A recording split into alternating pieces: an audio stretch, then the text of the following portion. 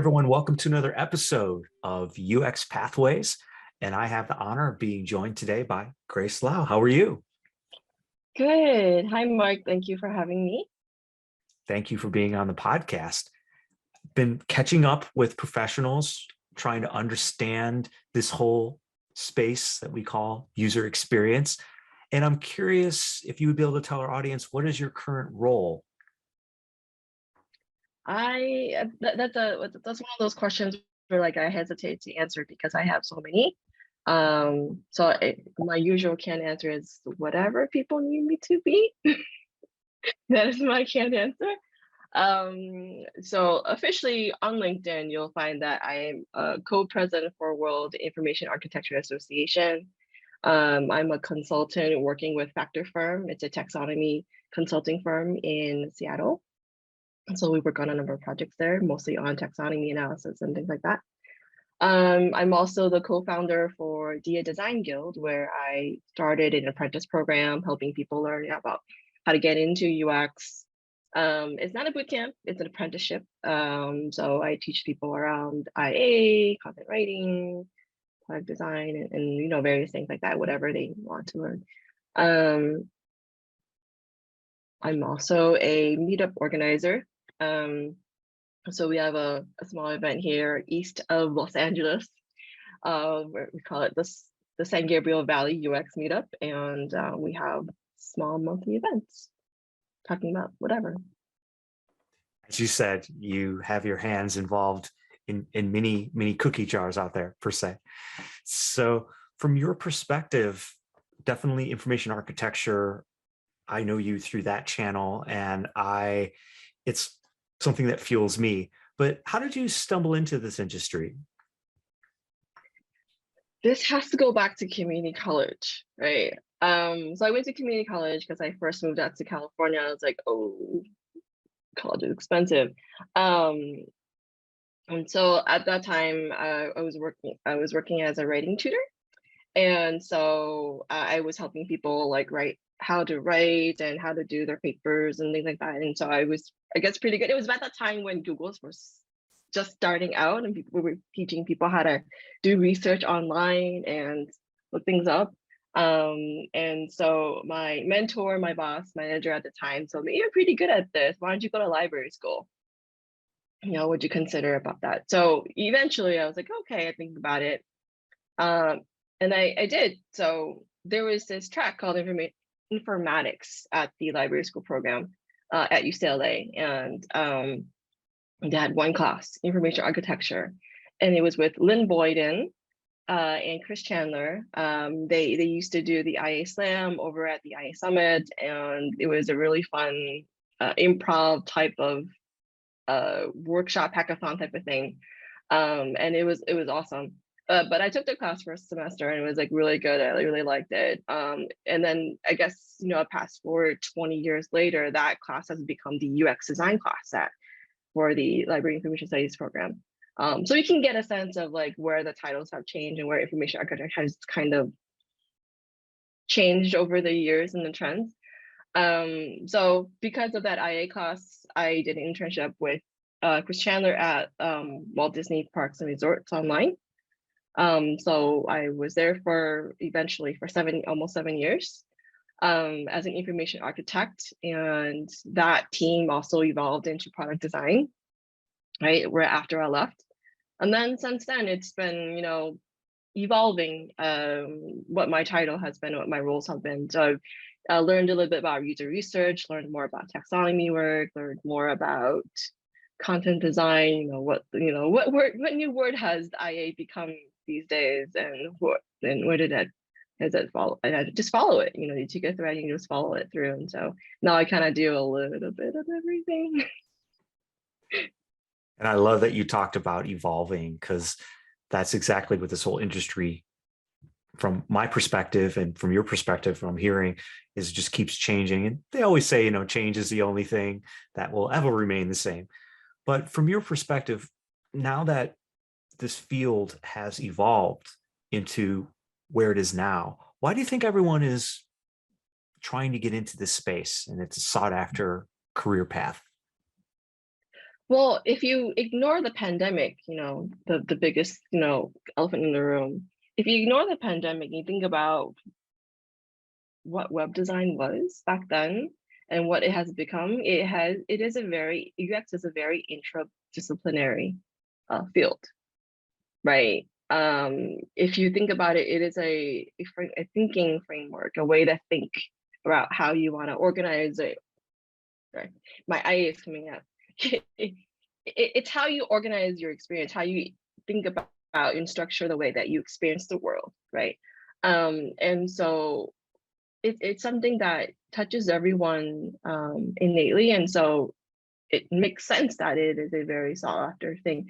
It's not something where you particularly need an advanced degree to get into, because back 20 years ago, you can get into UX, you can get into web design just grabbing a library book and learning HTML and CSS, right? And just learn it for a summer and then be able to design a website, which I have done in high school, right? You learn from the basics, and then eventually you pick up a few things like, oh yeah, every page should look more or less the same. You should have, common navigation patterns.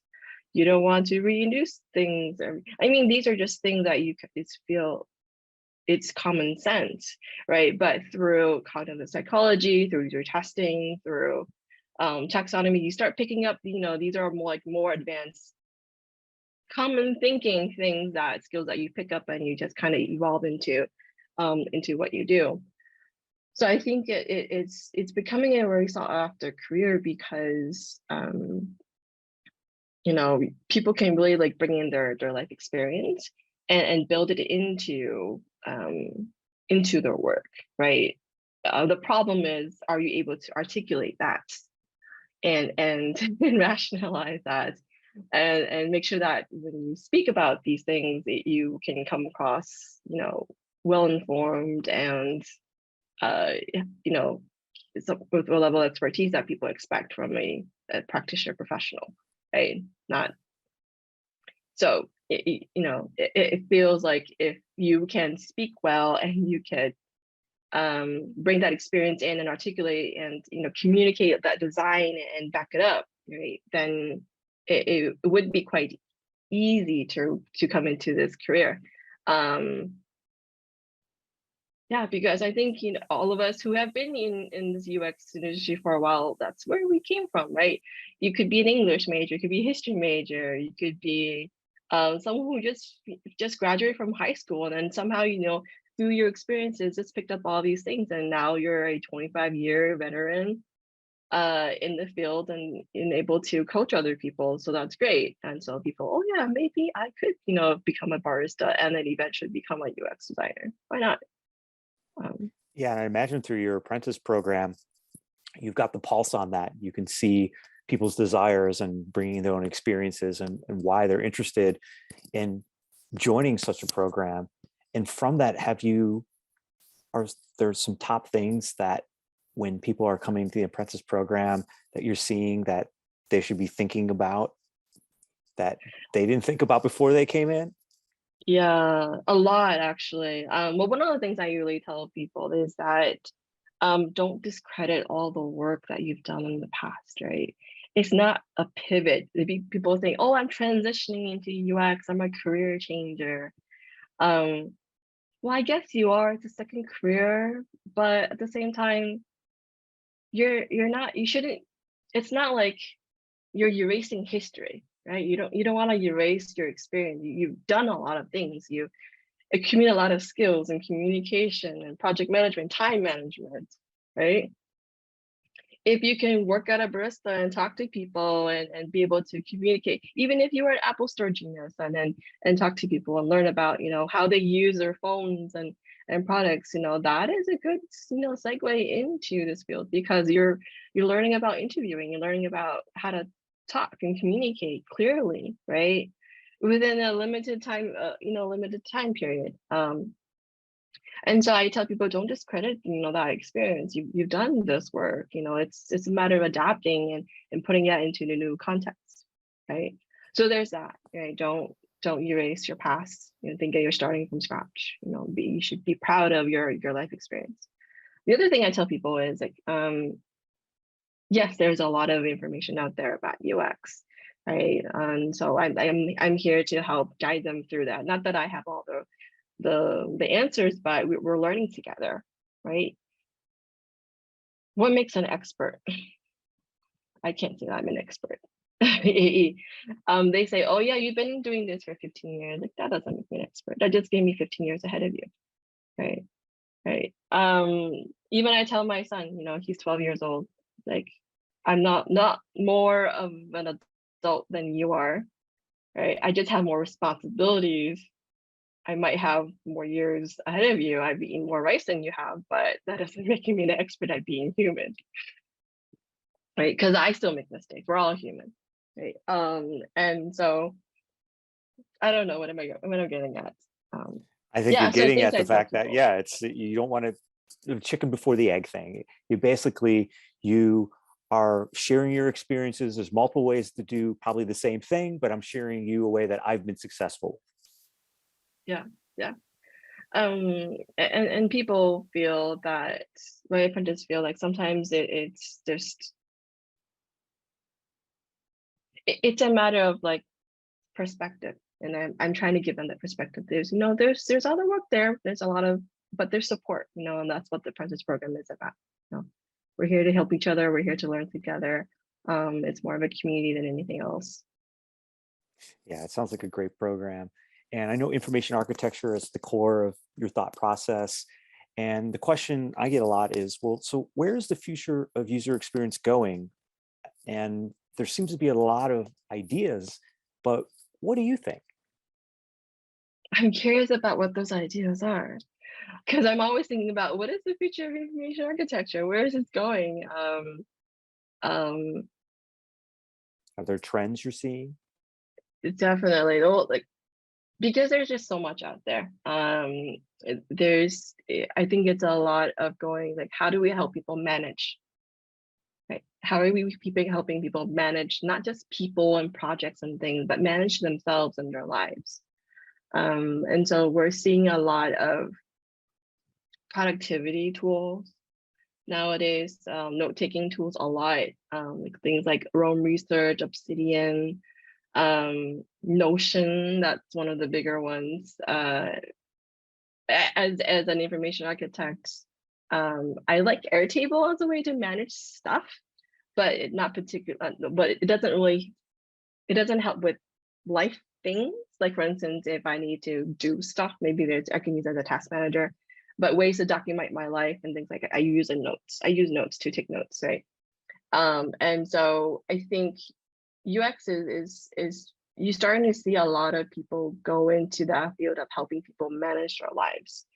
And things like mental health, like how do we help people manage their mental health? How do we help people like find music to soothe or for sleep and for meditation and whatnot? There's lots of different ways that people are like, even so the plethora of podcasts that are starting since the pandemic has always been like, everyone sharing their own experiences of their, from their own niche in the world, and then how are they dealing with the pandemic and how are they dealing with all these changes. And so UX is really helping with people figure out their experience of life, I feel. And so I think when you look at customer experience design, service design, it's just giving people that framework of thinking like, what does it mean to design in a space? Design with products, design with services, something to help them structure what it is that they're looking at. Because if you don't look at it with a framework, you kind of like go all over the place. Yeah, good thoughts. I love that. We're managing so much nowadays, and anything we can do to streamline that and user experience is the ingredient that will help us get us to a better place. And I love that thought. And we're going to post all the ways to get a hold of Grace, but is there one place or places that people should think about to engage with you more? Definitely LinkedIn. LinkedIn is the easiest. So linkedin.com/in/Grace Lau. I think I was one of the first Grace Laus to use that. there are many gray styles. I'm just the only one who's very focused on information architecture. There are other gray styles in design and research, but so far I'm the only one in IA, I think, that I know of. Well, At least Grace, that's what Google Trends. it was a pleasure having you on the podcast, and thank you for sharing your pearls of wisdom and everything that you've experienced in your life. And I wish the best to you. Thanks, Mark.